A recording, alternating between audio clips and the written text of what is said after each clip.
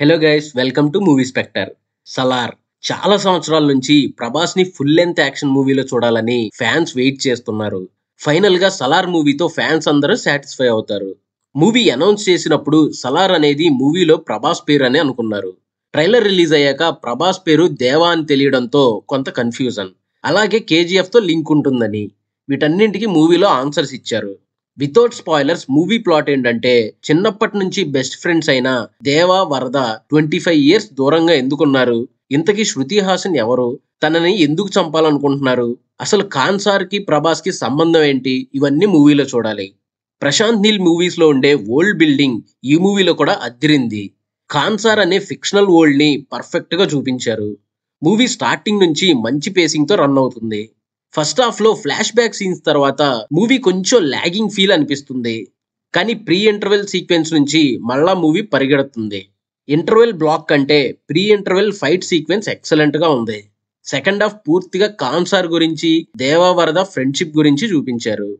మూవీని first KGF sets లో shoot చేసినట్టున్నారు. కానీ టీజర్ రిలీజ్ అయ్యాక కేజీఎఫ్ సెట్లు కనపడేసరికి అందరూ కేజీఎఫ్ తో లింక్ ఉందని అనడంతో మళ్ళీ ఆ సీన్స్ ని రీషూట్ చేసినట్టున్నారు. అందుకే మూవీ రిలీజ్ డేట్ ని పోస్ట్ పోన్ చేశారు.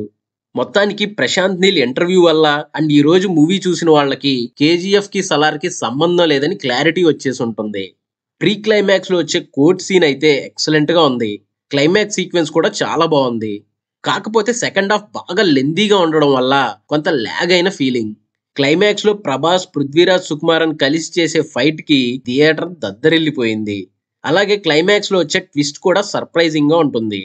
పర్ఫార్మెన్సెస్ గురించి మాట్లాడుకుంటే ప్రభాస్ వన్ మ్యాన్ ఆర్మీ షోతో ఫ్యాన్స్ కి మంచి కిక్ ఇచ్చారు. మెయిన్ గా యాక్షన్ సీన్స్ లో తన బాడీ లాంగ్వేజ్ కానీ ఎక్స్ప్రెషన్స్ కానీ ఎక్సలెంట్ గా ఉన్నాయి. ఫస్ట్ హాఫ్ లో ప్రభాస్ కి చాలా తక్కువ డైలాగ్స్ ఉంటాయి, బట్ సెకండ్ హాఫ్ లో మాత్రం బాగానే ఉన్నాయి. పృథ్వీరాజ్ సుకుమారన్ కూడా తన 100% బెస్ట్ ఇచ్చారు. హీరోయిన్ అయిన శృతి హాసన్ రోల్ మాత్రం కొంచెం ఇరిటేటింగ్ గా ఉంటుంది అండ్ తన రోల్ కూడా లిమిటెడ్ గానే ఉంది.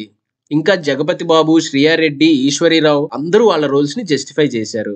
టెక్నికల్ ఆస్పెక్ట్స్ విషయానికి వస్తే భువన్ గౌడ సినిమాటోగ్రఫీ మూవీకే హైలైట్. అలాగే ఆ లైటింగ్ కానీ కలర్ గ్రేడింగ్ కానీ ఎక్సలెంట్ గా ఉన్నాయి. Ravi Basrur BGM and songs ఓకేగా ఉన్నాయి. ప్రొడక్షన్ వాల్యూస్ కానీ విఎఫ్ఎక్స్ కానీ అన్ని పర్ఫెక్ట్ గానే ఉన్నాయి.